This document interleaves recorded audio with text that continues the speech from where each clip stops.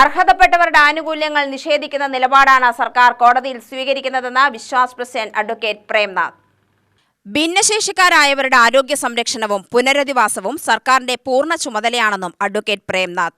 ഭിന്നശേഷി കുട്ടികളുടെ രക്ഷിതാക്കളുടെ സംഘടനയായ പരിവാർ കുട്ടികളുടെ സംരക്ഷണം ആവശ്യപ്പെട്ട് കളക്ട്രേറ്റിലേക്ക് നടത്തിയ പ്രതിഷേധം ഉദ്ഘാടനം ചെയ്ത് സംസാരിക്കുകയായിരുന്നു അദ്ദേഹം.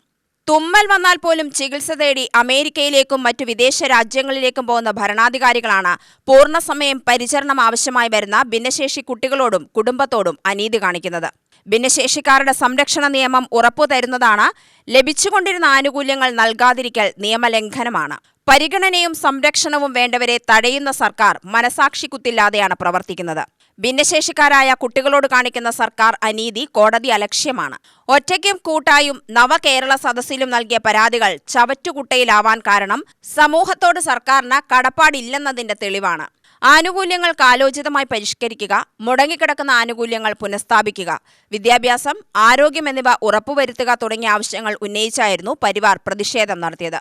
ചികിത്സ ചെയ്യാൻ പറ്റാതിരിക്കുന്ന ഇതുപോലെ ലക്ഷക്കണക്കിന് മാതാപിതാക്കൾ ഇന്നിപ്പോ ഞാൻ കണ്ടു. പ്രിയന്റെ അവിടെ പ്രിയ വിശ്വാസിലാണ് വന്നത്. പരിപാടി എവിടെ ഞാനും പ്രിയും കൂടെ എങ്ങനെ വന്ന് പ്രിയയുടെ മോൻ നിവിനാണ് തോന്നുന്നു അല്ലേ? പ്രിയ പറഞ്ഞു നിവിൻ. പ്രിയയുടെ ഭർത്താവ് കോയമ്പത്തൂരാ വർക്ക്ഷോപ്പിൽ ഞങ്ങനെ കണ്ട് സംസാരിച്ചപ്പോൾ പറഞ്ഞതാ ഒരു മോനെ വെച്ചിട്ട് അവരനുഭവിക്കുന്ന ബുദ്ധിമുട്ടുകൾ, അവർ പറയുന്ന അവരുടെ വിഷമങ്ങൾ. ഇങ്ങനത്തെ ലക്ഷക്കണക്കിന് കുട്ടികൾ നമുക്ക് നമ്മുടെ കൂടെയില്ല. അപ്പം നമ്മൾ സാമ്പത്തികമായിട്ടുള്ള പ്രശ്നം, പിന്നീട് ഇതിനുള്ള ചികിത്സയുടെ പ്രശ്നം. രാത്രിയെല്ലാം വന്നു 2 മണിക്കും 3 മണിക്കുമൊക്കെ മകനെയും കൊണ്ട് ബസ്സിൽ യാത്ര ചെയ്യുക, വഴിയിൽ കിടക്കുക എന്നൊക്കെ പറഞ്ഞാൽ അത് ആലോചിക്കാൻ പോലും പറ്റില്ല. ഇപ്പോൾ 20 കൊല്ലത്തിന് ശേഷം ആലോചിക്കുമ്പോൾ എങ്ങനെ ഞാൻ ചെയ്തു എന്നുള്ളത് ഇപ്പം തന്നെ എനിക്ക് വലിയൊരു അത്ഭുതമായിട്ടിരിക്കുകയാണ്. അപ്പം നമ്മളെ സംബന്ധിച്ചോളം വലിയൊരു ഇഷ്യൂ ആണ്.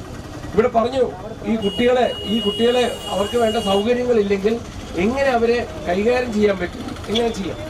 പ്രസിഡന്റ് സുന്ദരൻ അധ്യക്ഷത വഹിച്ചു. Secretary P Ramanan, major Sudhakaran Pillai, Viswanathan, MS Venkitayyar, Khader Moideen, MKK Menon, Radhakrishnan Pullancheri, Majeed Parakkadan, Balagopal എന്നിവർ സംസാരിച്ചു.